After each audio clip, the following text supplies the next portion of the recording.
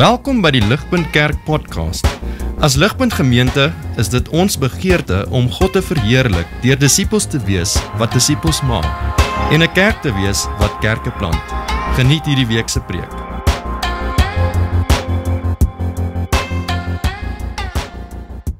Vriende, ek wonder of julle weet, as ek moet vra wat gebeur die 1 November, wie vir my sal kan sê wat dan gebeur, is 'n groot datum. Oor so 2 weke van nou of die 1 November is dit in Suid-Afrika weer die plaaslike verkiesings. Wat beteken dat op hierdie stadium as jy in die paaie ry, op elke liewe telefoonpaal is daar plakate van politieke partye en elkeen van die politieke partye op hierdie stadium probeer jou en my ooreed om vir hulle te stem, sodat ons vir hulle geleentheid sal gee om oor ons te kan regeer. Nou in ons land, met betrekking tot die verskillende politieke partye daar buite, ideologies gesproke, op die spektrum, dan sal ons sê dat aan die linkerkant, hierdie is julle linkerkant, aan die linkerkant van die ideologiese spektrum het ons die EFF, en so klein bietjie meer aan die regterkant van die spektrum het ons die Vryheidsfront Plus. Nou daai 2 politieke partye is natuurlik baie verskillend op baie dinge, maar as jy kyk na daai 2 politieke partye se uiteindelike oogmerk, dan is daai 2 partye eintlik baie dieselfde. Inderdaad, ek sou sê dat daai 2 partye is eintlik van al die partye, in terme van dit wat hulle oogmerk is hulle eintlik die naaste aan mekaar van al die partye daar buite. En dit is dat beide daardie 2 partye, vriende, lê klem op die behoefte na vryheid. Inderdaad, dit is hoekom hulle self noem die Vryheidsfront of the Economic Freedom Fighters. Beide daardie partye sien hulle belangegroepe as mense wat verdrukking ervaar, mense wat onder eksterne magte gebuk staan, en dis wat beide daardie partye doen, dit is hoekom hulle bestaan, hulle name sê dit vir ons, beide daardie partye streef om hulle belangegroepe vry te maak. En vriende, ek begin hier, want net soos wat vryheid fundamenteel is tot die Vryheidsfront en die EFF, vriende, so is die idee van vryheid ook reg by die hart van die Christelike geloof.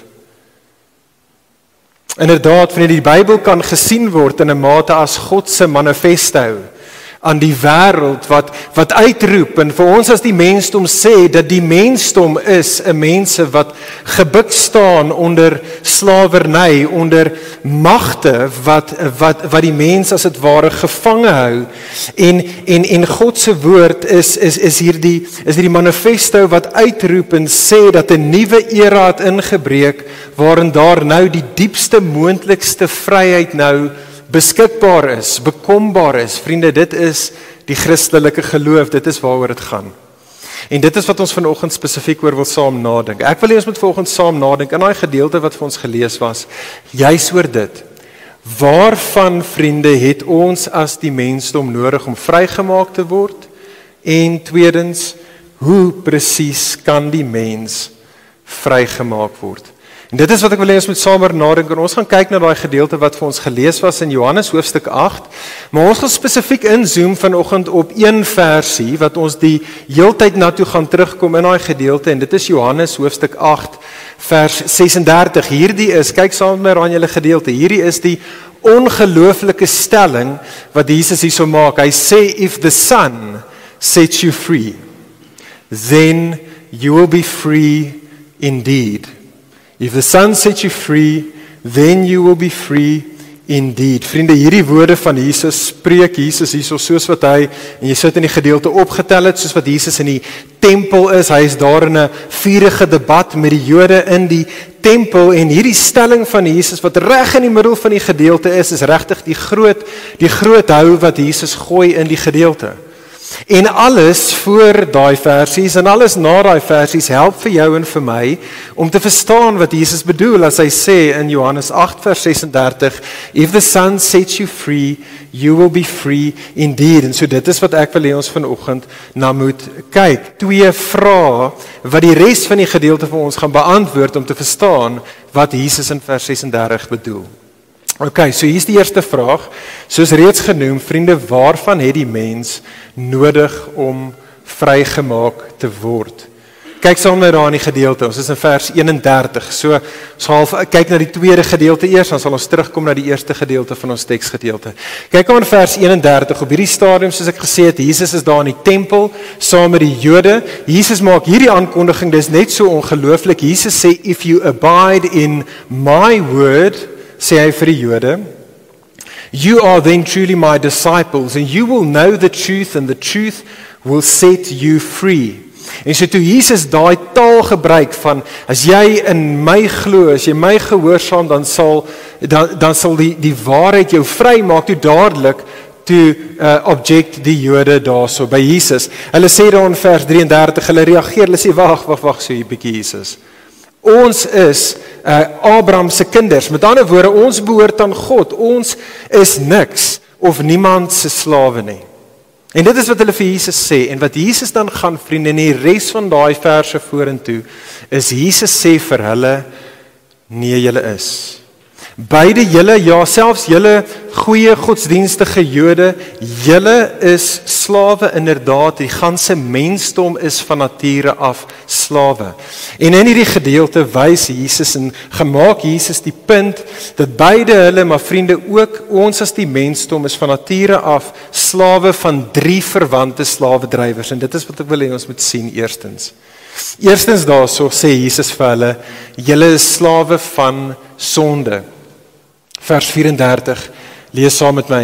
Jesus sê, truly, truly I say to you, everyone who commits sin is a slave to sin. Nou is belangrik vir ons om te verstaan wat Jesus daarso sê en nie sê nie. Jesus sê nie so seer daar, elkeen wat sonde doen, word 'n slaaf nie.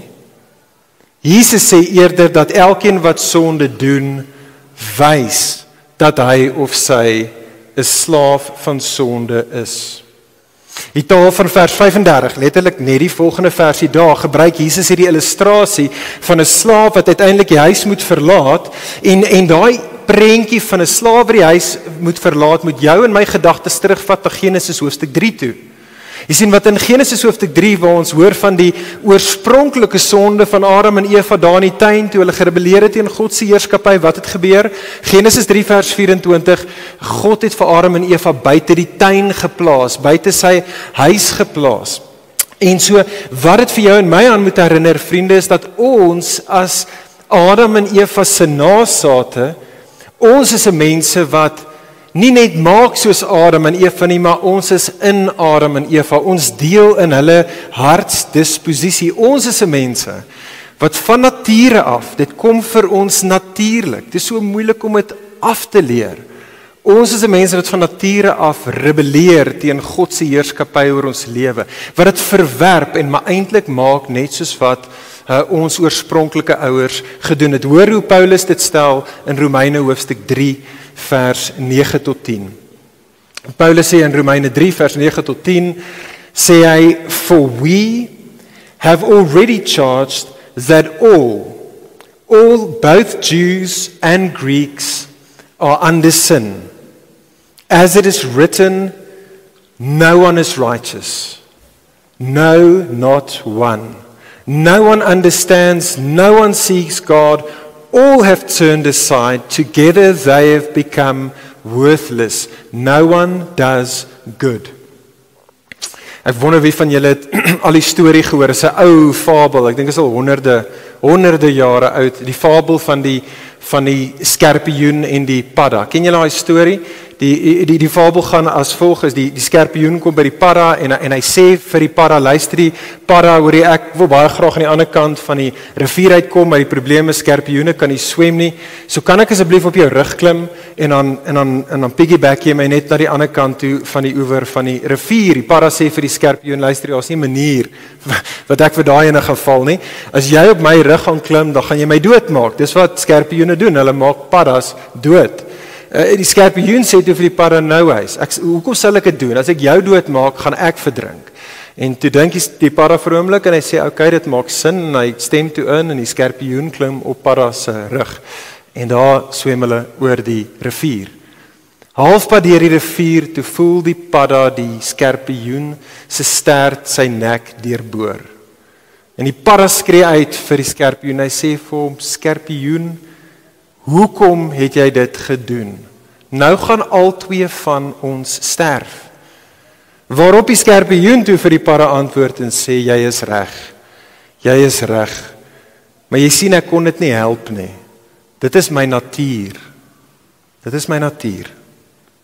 En vriende, soos die skorpioen, so ook ek en jy. Vriende, hierdie is die slawerny waarvan Jesus hier verwys in hoofstuk 8, verse 34. Vriende, ons is van nature af slawe tot sonde. Hoor mooi, ons is nie sondaars so seer omdat ons sondig nie. Ons sondig eerder omdat ons sondaars is. En dit is so belangrik vir jou en vir my om te verstaan. Vriende, sonde is nie per se die stoute of die lelike of die verkeerde goedjies wat ek en jy doen nie. Sonde is baie dieper, is baie meer fundamenteel. Sonde volgens die Bybel, vriende, is eerder jou en my ingebore en ons ingeoefende hartsdisposisie, wat net soos Adam en Eva uitroep in ons woorde en in ons dade uitroep en vir God sê, God, ek wil my eie baas wees. God, ek wil die koning wees van my eie koninkryk. Ek wil my wil laat geskied. Ek wil vir myself lewe en God, ek weet beter as jy hoe ek vir my 'n paradys teweeg kan bring. Vriende, dit is wat sonde fundamenteel is. Sonde is hierdie gees wat ek en jy mee gebore word, wat ek en jy so sukkel om af te skud. Sonde is hierdie gees van selfstandigheid binne in jou en my. Hierdie gees van selfgesentreerdheid, selfverheffing, selfverheerliking wat so sterk binne in jou en my woed. O vriende, wie van ons ken nie die mag en die trekkrag van daardie innerlike gees nie? Vriende, wie van ons is nie pynvol bewus van die destruktiewe gevolge van hierdie innerlike slawedrywer waarmee ek en jy gebore is nie? Sonde, vriende, is 'n aaklige baas om in jou lewe te hê. Want soos enige slegte baas wat sonde doen, is hy beloof so baie, maar die salaris wat hy jou betaal is nooit goed nie. Op die ou einde van die dag wat sonde doen is, sonde vervreem ons van God, dit vervreem vir jou en my van ons eintlike mens wees.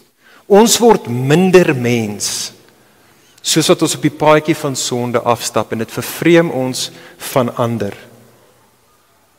Vriende, sonde vernietig stelselmatig alles wat goed en alles wat mooi in hierdie wêreld is. En dit sê Jesus is die eerste van ons slawedrywers. Hy gaan aan, hy sê vir die Jode daarso, tweedens, en dit is totaal verwant, hierdie goeders nie eintlik apart nie. Jesus sê tweedens, julle is slawe van die duiwel. Kyk saam met my daarso in vers 9 in die teksgedeelte. Vers 39, toe Jesus vir hierdie ouens sê, luister, julle is slawe van julle sonde, toe ruk hulle weer hulle CV uit en hulle sê weer, soos tevore, sê hulle daarso in vers 39, nee, ons is Abraham, ons het vir Abraham as ons vader, nie net dit nie, nou maak hulle dit 'n bietjie duideliker, want hulle dink nie, Jesus het hulle so mooi gehoor die eerste keer nie, vers 41, nie net is Abraham ons vader nie, maar God is ons vader. Waarop Jesus dan reageer en hy sê vir hulle, lees saam met my vers 42, Jesus sê vir hulle, if God were your father, you would love me. For I came from God and I am here. I came not of my own accord, but He sent me. Why do you not understand what I say? It is because you cannot bear to hear my word. You are of your father the devil. En hoor hierso hulle gebondenheid aan hulle vader, and your will is to do your father's desire. Ons almal ken die Engelse gesegde, like father, like son.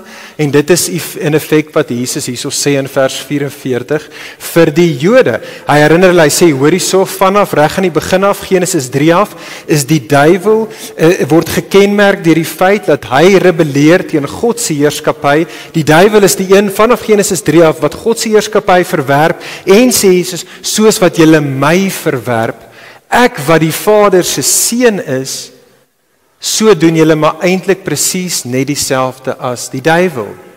Like father, like son.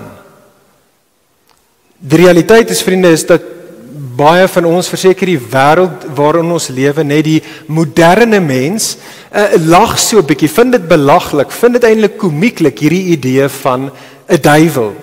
Jy weet, so, ons is 'n mense wat nie regtig dink daar's 'n duiwel nie. Nou, of course, as jy nie gaan dink daar's 'n God nie, dan gaan jy sukkel om te dink dat daar is 'n duiwel. En so, wat ons moderne wêreld doen, is ons idee van die duiwel is 'n cartoon character. Dis 'n dude in red spandex met klein oorentjies en hy het 'n vurk en hy lyk nogals cute. Hy's nogals oulik. Ons kry hom as 'n klein toy wat ons hang, hopelik nie, maar party mense doen, op hulle speeltjie van hulle kar. En vriende, is treffend, nee, dis treffend hierso met Jesus. En nou daar is treffend reg deur die Nuwe Testament dat nie Jesus of die res van die Nuwe Testament probeer vir jou en vir my met slim argumente oortuig van die realiteit van die duiwel nie. Want hier is die ding, vriende, dit gaan nie eintlik help om ons te probeer oortuig nie.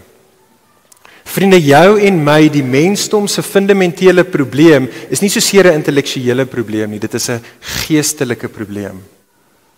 En dit is wat Jesus daarso sê. Kyk saam met my daarso later in die gedeelte, ek dink dit is in vers 44. Hierdie is hoe Jesus die duiwel beskryf. Hy beskryf hom as die vader van leuns. Vriende, die duiwel is 'n slawedrywer wat juis op hierdie manier die mensdom gevange hou. Wat die duiwel doen as slawedrywer is, hy hou ons as mense geestelik blind.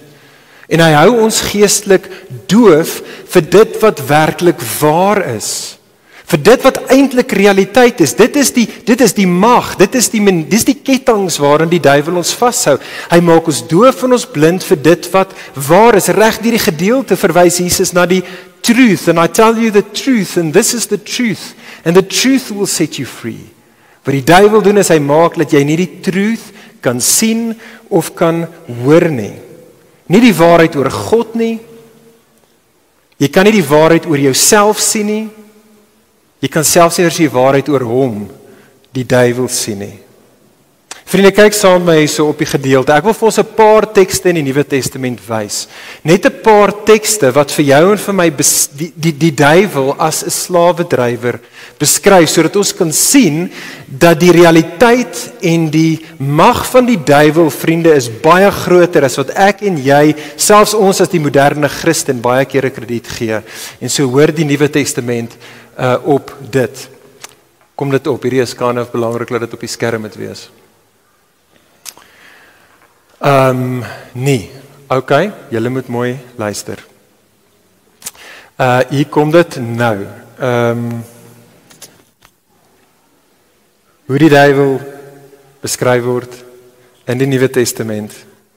1 Johannes 5 vers 19. Die Bybel sê, the whole world lies in the power of the evil one. Hy is, Efesiërs 2 vers 2, the prince of the power of the air, the spirit that is now at work in the sons of disobedience. 2 Timoteus 2 vers 26 sê dat die mensdom is in the snare of the devil, captured by him to do his will. Want, Openbaring 12 vers 9, die duiwel is the deceiver of the world. 2 Korintiërs 4 vers 4, hy is the God of this world that has blinded the minds of the unbelievers to keep them from seeing the light of the gospel of the glory of Christ. Soveel sodat Paulus waarsku selfs vir gelowiges. Paulus waarsku vir ons as gelowiges in 2 Korintiërs hoofstuk 11 vers 3, wanneer hy sê, I am afraid that as the serpent deceived Eve by his cunning, your thoughts will be led astray from a sincere and a pure devotion to Christ. Vriende, hierdie is dan die verwantskap tussen hierdie twee slawedrywers. Tussen sonde as ons slawedrywer en Satan as 'n slawedrywer. Net soos wat die slang in Genesis 3 vir Adam en Eva gelieg het en hulle versoek het om sy wil te doen in steede van God se wil, dit is nog steeds die doel en die oogmerk van die duiwel vandag. Hy is die vader van leuns wat vir jou en vir my probeer kry om, ons dink ons doen ons eie wil, maar ons doen eintlik sy wil. En wat hy mee besig is om vir ons te lieg en ons te kil en sodoende vir jou en vir my kluisenaars te probeer hou van ons sondige begeertes en 'n sondige bestaan. Maar dit is nie al nie. Jesus sê vir die Jode daar en oor die mensdom, julle is nie net slawe van sonde nie. Julle is nie net slawe van die duiwel nie, maar derdens, julle is slawe van die dood. Kyk saam met my daar in vers 44. In vers 44 het Jesus verwys daar weer eens na die duiwel, nê, as 'n moordenaar van die begin af. Hoekom word die duiwel genoem 'n moordenaar van die begin af? Wel, want in die begin, Genesis 3, deur te lieg, deur die vader van leuns te wees, het die mensdom geluister na die slang en soos God gewaarsku het in Genesis 2 vers 15, deur hulle ongehoorsaamheid aan God het dood in die wêreld ingekom en vriende, is dood ook deel van die wêreld waarin ek en jy onsself bevind. Jesus het reeds vroeër in die gedeelte, ek weet nie of jy het opgetel het nie, die verband tussen sonde en die dood getrek. Kyk saam met my daarso in vers 21. Vers 21 het Jesus vir die Jode gesê, you will die in your sin. Vers 23 sê Jesus dit 'n tweede keer, you will die in your sins. En dan sê Jesus dit 'n derde keer, vers 24, you will die in your sins. Dink aan jou laptop, dink aan jou selfoon. Vriende, ja, my en jou selfoon, laptop, nee, het 'n battery, so hy kan vir 'n rukkie kan hy aanhou voortbestaan, maar as hy nie ingeplug is by die kragbron nie, na 'n tyd gaan hy doodloop. En so is dit met jou en my, met ons as die mens. Vriende, ek en jy is gemaak om onder die heerskappy van ons Skepper te woon en te wandel. Ek en jy is gemaak om ingeplug te wees by die bron van lewe. 'n Sondige mens wat nie ingeplug is by die bron van lewe nie, kan vir 'n wyle bestaan, ons noem dit die lewe. Maar 'n mensdom wat nie ingeplug is nie, is op geleende tyd. En sulke mense sal éventueel tot sterwe kom. En vriende, ek en jy, nee, ons kan nog debatteer oor is daar iets soos sonde, is daar iets soos die duiwel, is ek 'n slaaf van sonde, is ek 'n slaaf van die duiwel, maar vriende, wie van ons kan debatteer hieroor dat die dood ons baas is? Vriende, elkeen van ons wat hierso vandag sit, elkeen van ons wat inluister, elke liewe hart op hierdie planeet wat klop op hierdie stadium, sal op 'n stadium ophou klop. Niemand van ons kan dit deny nie. Ons almal gaan tot sterwe kom. Hoekom? Wel, want sonde en die Satan is genadeloose slawedrywers. Romeine 6 vers 23, the wages of sin is death. Hebreërs 2 vers 15, the one who has the power over death is the devil. Maar vriende, hier is die goeie nuus.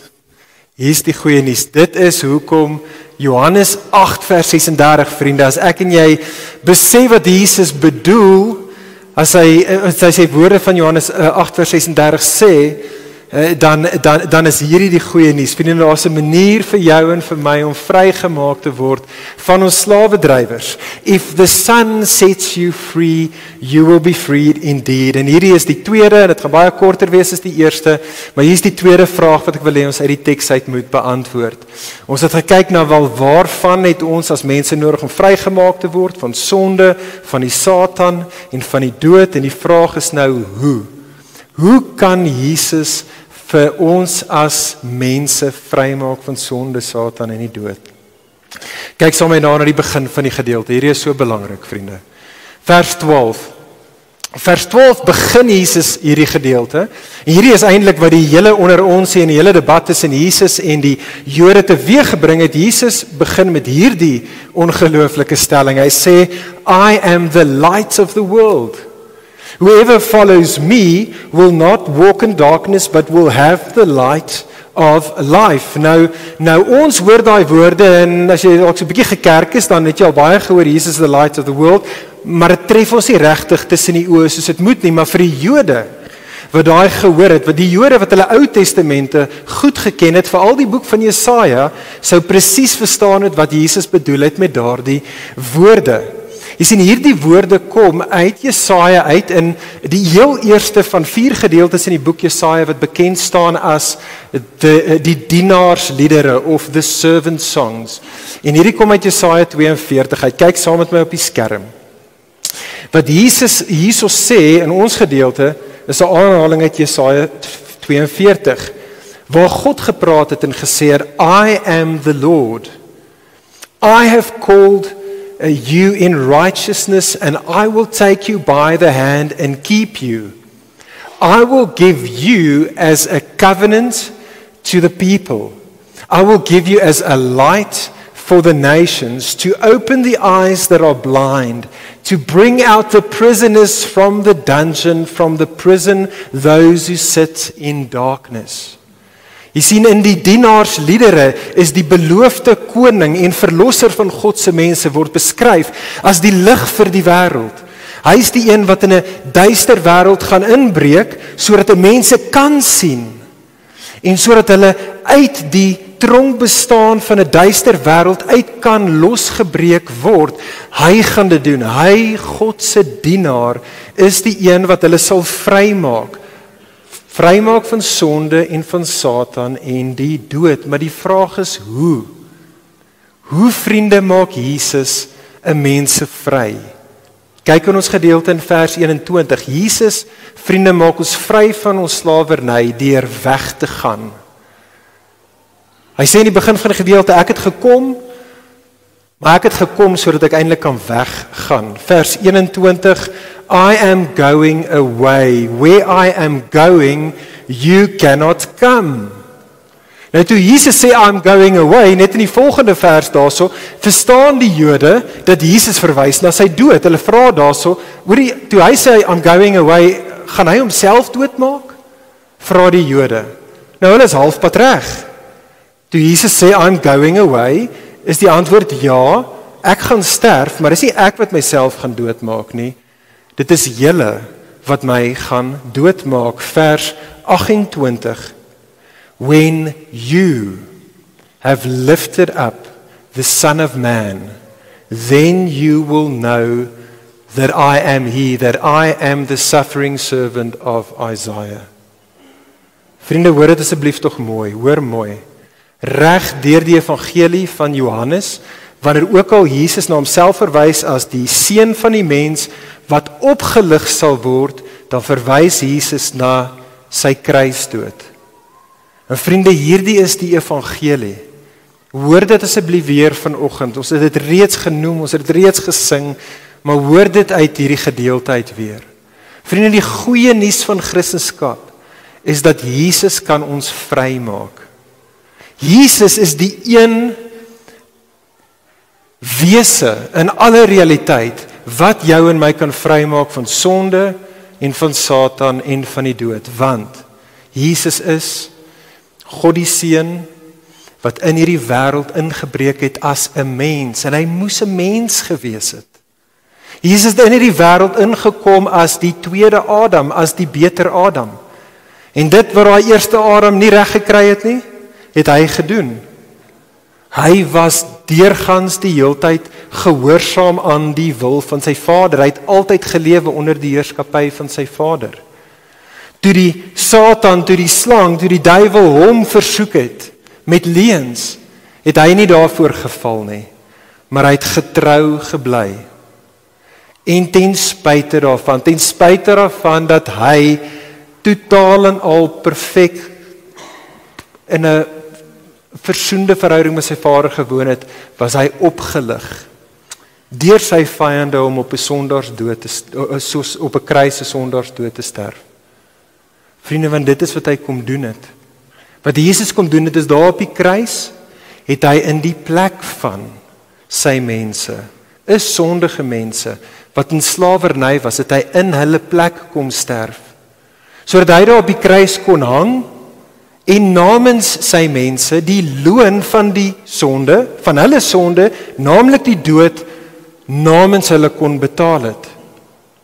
En nou op die kruis het Jesus gegaan, en hy daar gesterf, sodat die skuldbrief, wat die duiwel teen elkeen van God se mense het, vir hulle sonde, sodat hy dit kon vat, en dit kon afskryf, dit kon opskeer, en dit in die asblik kon gooi.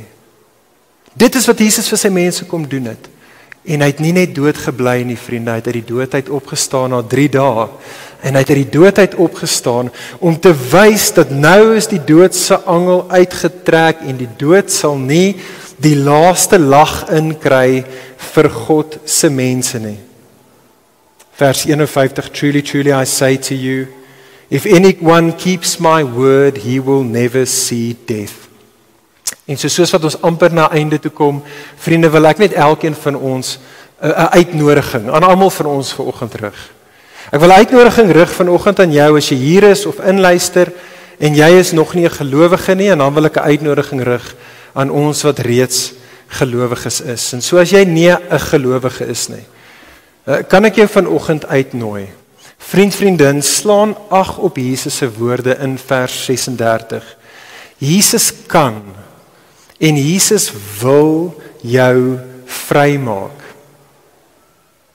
Jy wil vrygemaak word, ons almal wil.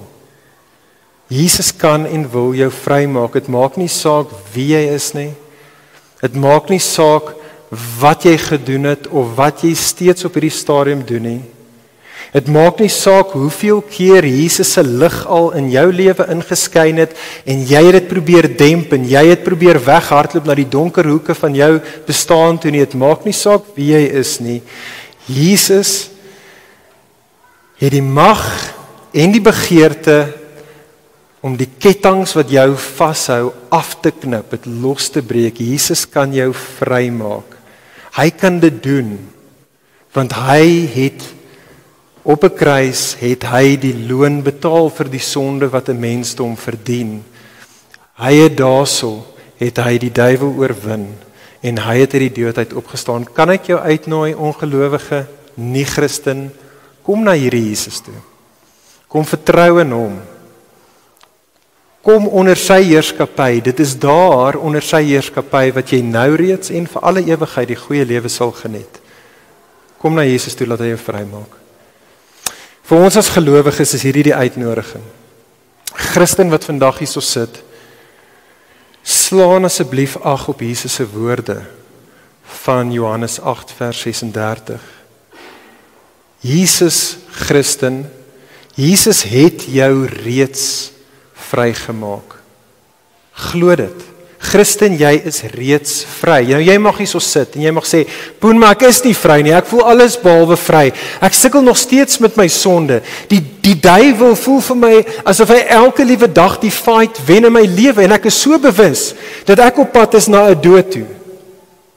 Hoe is dit dat ek kan vry wees? Vriende, ons is vry en hierdie is belangrik vir ons om te verstaan, want dit is hoe die Nuwe Testament in ons kommunikeer. Ons is inderdaad vry, maar ons bevind onsself in hierdie, kom ons noem dit maar die oorvleeling van 2 wêrelde, van 2 koninkryke. Die illustrasie wat ons al tevore gebruik het, is dit van die Tweede Wêreldoorlog en van D-Day. D-Day was, ek dink ergens in 1944, toe die geallieerde magte in Normandy ingekom het en daar die vyand 'n nekslag toegedien het. Op daardie stadium het almal geweet wie het gewen. Die wêreld was weer in een sin reeds vry. Maar daai laaste stuiptrekkings van die vyand, van die Nazis, het nog aangehou so omtrent 'n jaar, tot die uiteindelike finale nekslag wat hulle toegedien was. En Christen, so is dit met jou en met my. Jesus het gekom in sy eerste koms en deur sy dood en deur sy opstanding, vriende, het Jesus gekom om God se mense vry te maak.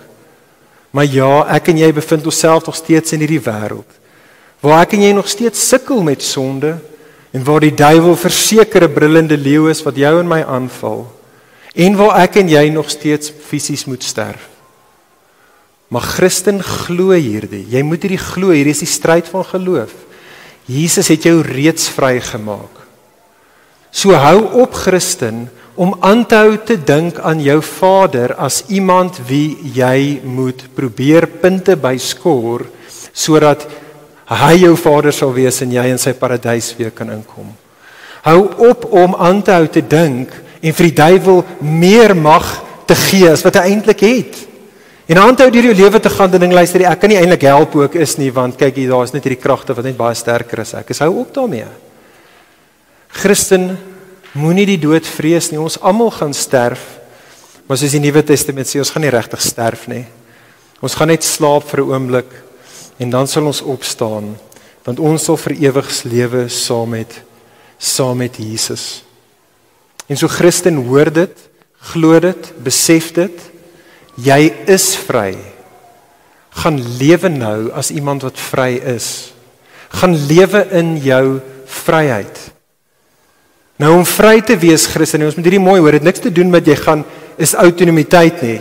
Om vry te wees beteken nie, nou kan ek net doen wat ek wil nie.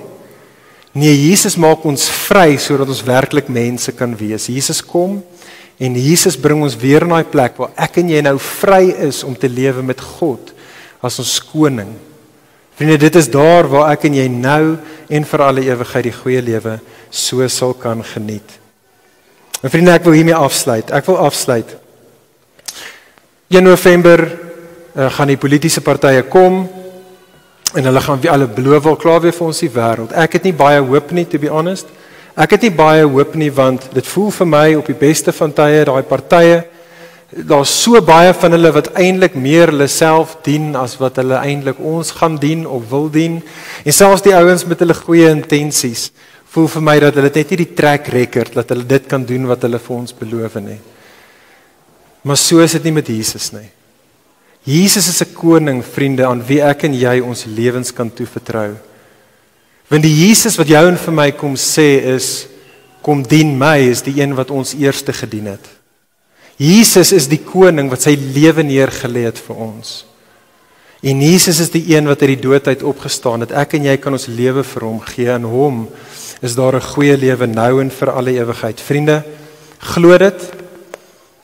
If the Son sets you free, you will be free indeed. Gaan lewe in die lig hiervan. Kom ons bid saam.